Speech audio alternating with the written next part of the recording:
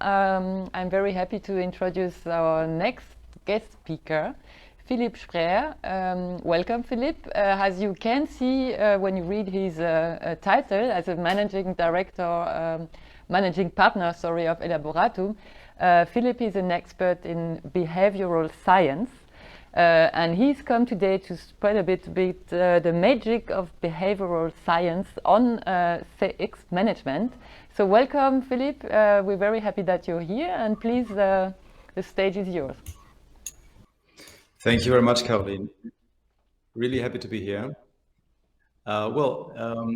Just as you said, in the next minutes, we will dive deep into the topic of behavioral science and embark on a journey to discover how your customers actually make decisions. My name is Philipp Spreer and I'm a behavioral strategist. That means that I've been working on decoding customer decisions for over 50 years roundabout, and I gained some quite interesting insights all along the way in dozens or hundreds of projects in lots of different industries, including automotive. And I can say that what we will discover today has probably the potential to completely change your view on customer interactions. So that's a big promise. Let's jump right into it. Today, I represent the behavioral design unit of Elaboratum, which is one of the largest teams of psychologists and behavioral scientists in Europe. And we have a pretty simple mission. Because all over the world, at the best universities, groundbreaking research is being carried out at great expense. And then nobody cares. Because the findings discovered on these university experiments, they do not make it into practice. Or as one of our gurus, Robert Cialdini, would say, if behavioral science was a company, it would have really good research and development, but really rubbish shipping. Yeah, that's actually what we want to change. So we bring behavioral science into business and we help you and our customers optimize their customers' decisions. Yeah, but let's start with the very beginning, decisions. Why the heck should we care about decisions? Yeah, pretty simple, because 100% of your success depends on how your customers decide. Well, do they buy a car or not? Do they choose accessories or not? Do they use digital services or not? Do they recommend Volkswagen, Audi to friends or not? And you will probably agree, yes, these decisions are what makes you successful. So if decisions are so important, we need to understand them better. And this holds especially true because we hit an incredible amount of them every day. The figure is 20,000 decisions on an average day. And if you think of yesterday, how many of them can you remember? Like 5, 10, maybe 20 decisions, but certainly not thousands. And this shows us that there are processes going on here that we cannot explain with rational approaches. I come from the academic world, and I could give you a dozen scientific findings right now and statistics, but I think, to be honest, it's quite more fun to play games instead. So this is what we want to do now. And now here comes the risky part for me as a presentator, because it's getting interactive now. And my plan is I'll ask you a few simple questions that you can easily answer in the chat with just one word. Simple questions, no one will be challenged. I really promise that. So please use the chat now or open the chat now. In the web meeting, you find it at the very top bar in Microsoft Teams.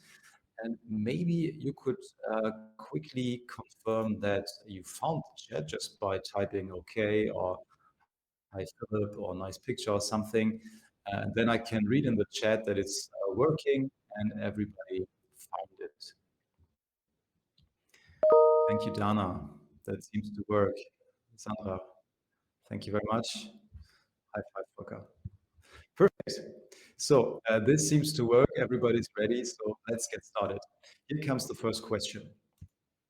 Which compass direction is opposite to north?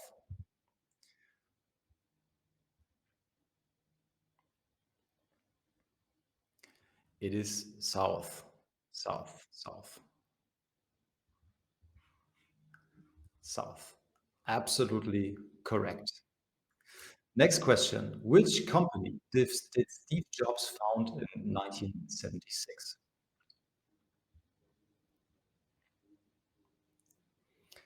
Olivier, you know it's Apple. Many others agree. It's Apple. Absolutely correct. What is the name of the capital of France? Pick that question just for Caroline. It's Paris. Absolutely. Jonas, Paris. Absolutely. Paris. Well, that works pretty well.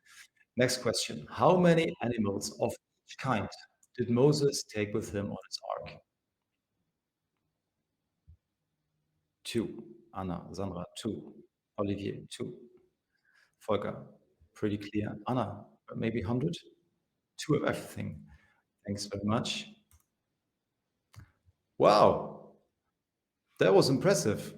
I think although you all actually knew that Noah built the ship in the Bible, I think everybody of you gave the wrong answer.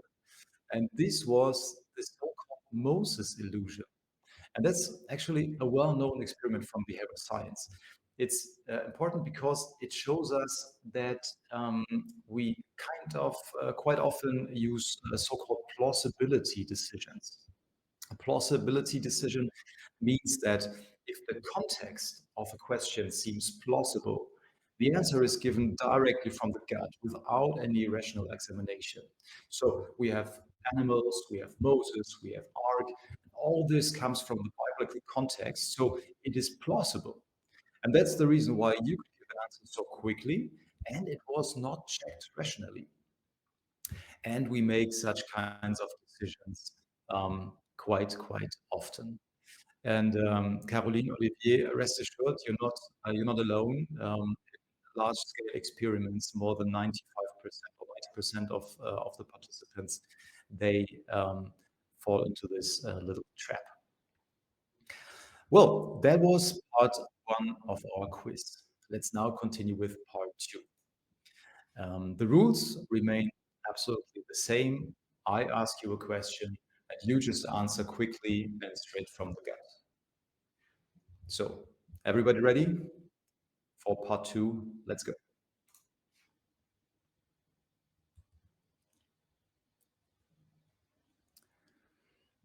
I'll give you a moment just to feel and to notice the difference. It's still quiet in the chat. And when you really try to solve that calculation, it feels very different to answer this question, doesn't it? Can really physically feel the effort it takes to focus on the calculation, or maybe some of you to suppress the impulse to simply launch the calculator app on your mobile phone. Yeah, we have some people who have the solution. It's 408. Not bad, not too bad. And this difference you probably noticed has also noticed by this gentleman here. And I'd like to introduce you to Professor Danny Kahneman, who has dedicated his entire life to the question of how people decide. And perhaps even more importantly, how we manage to make the incredible amount of 20,000 decisions every day. Remember one thing, and not always in our evolutionary history have we been as generously blessed with calories and resources and so on as we are today. And this is important because our brain is also our body's largest consumer of energy. So that means efficiency and resource conserving decisions have always been a crucial or vital issue for survival of mankind. So what Kahneman found was so massive and so disruptive that the Nobel Committee jumped over its shadow and awarded the Nobel Prize in Economics for the first time to a psychologist. And that shows us that business and psychology, they may be perhaps not so far away from each other than we may have thought.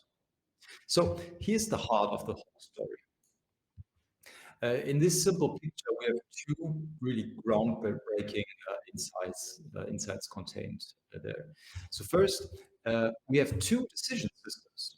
One, you just used them once both. First, the intuitive system. Remember, there was the Moses illusion, and second, the rational system, the calculation.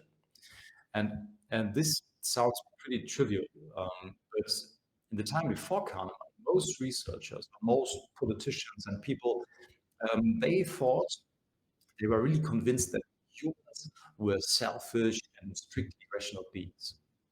And this has been disproved by the work of Kahneman and colleagues. And the second big insight here is that the intuitive system is responsible for around 95% of all decisions.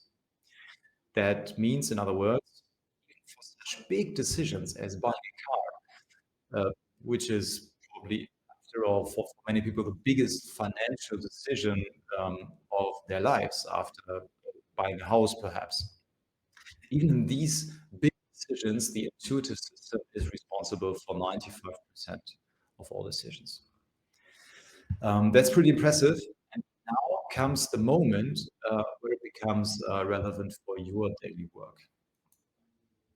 Because when we have a deeper look into the intuitive system, we see that there are patterns which are used over and over again when it comes to making decisions. And so if you know these patterns, you can suddenly understand customer decisions better and effectively optimize them. And here they are. 120 behavior patterns that explain about 95% of our decisions. Decisions are no longer a black box. And your benefit is, if we understand decisions, we can also shape decision-making situations in such a way that customers behave more in the way we want them to. So let's take a closer look at these colorful stickers, and I just picked one of them here and give you a practical example. So what we're talking about now is the so-called Hobson's plus one choice effect. Who has ever encouraged their child to eat fruit? I have 3 kids, and I can say that it's not an easy task when you say, "Hey, eat an apple, please." At home, at least, I usually get a big thumbs down when I ask the question that way. But a miracle happens when you ask, would you rather have an apple or a banana? Because my daughter feels treated as equal, feels autonomy, and intuitively chooses one of the 2 options.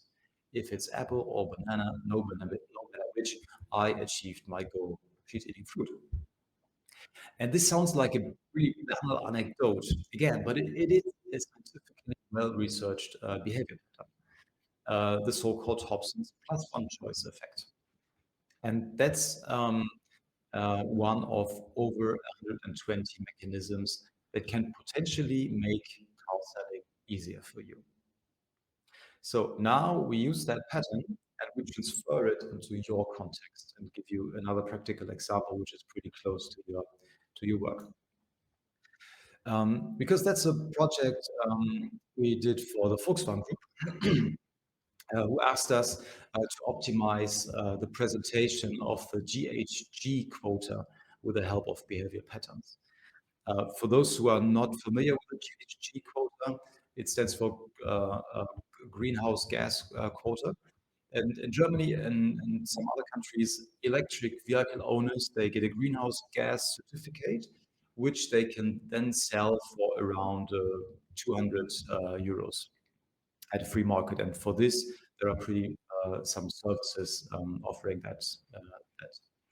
And one of them is Volkswagen daughter Ellie.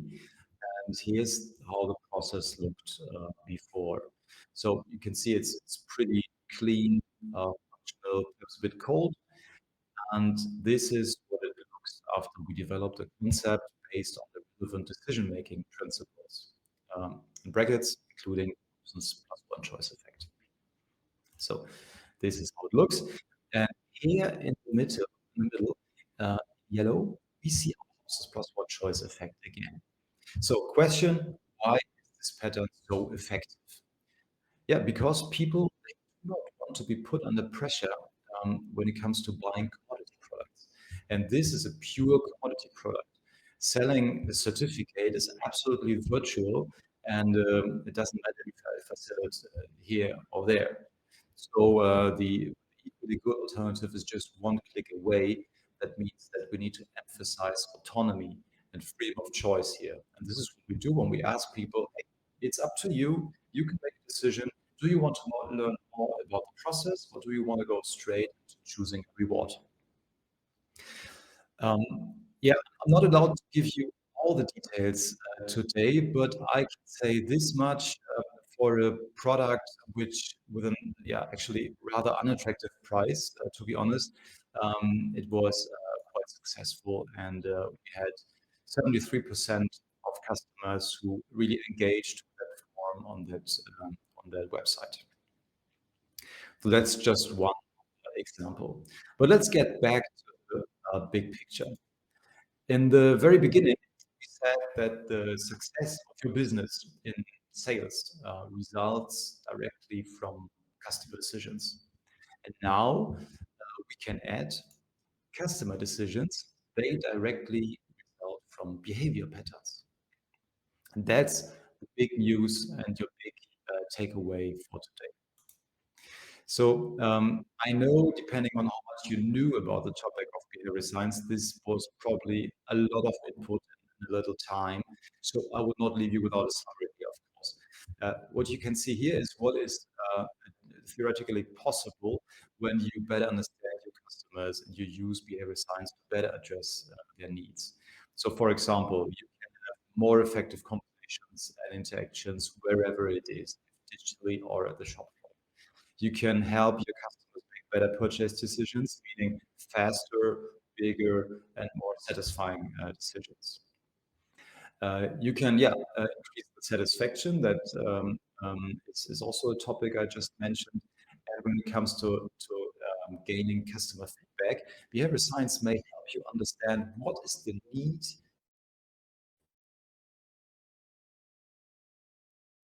And this is but you always have to ask you this simple but yet powerful question: what is the need behind the behavior? Why do these people give you that kind of feedback? And last but not least, you can significantly boost loyalty and also recommendations by the intelligent use of behavioral science.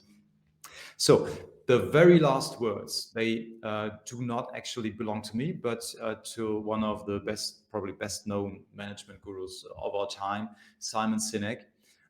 Some people hate him, some people love him. I'm somewhere in between, but he nails it and says 100% of your customers are people. If you don't understand people, you don't understand business. And I have nothing to add except from saying thank you.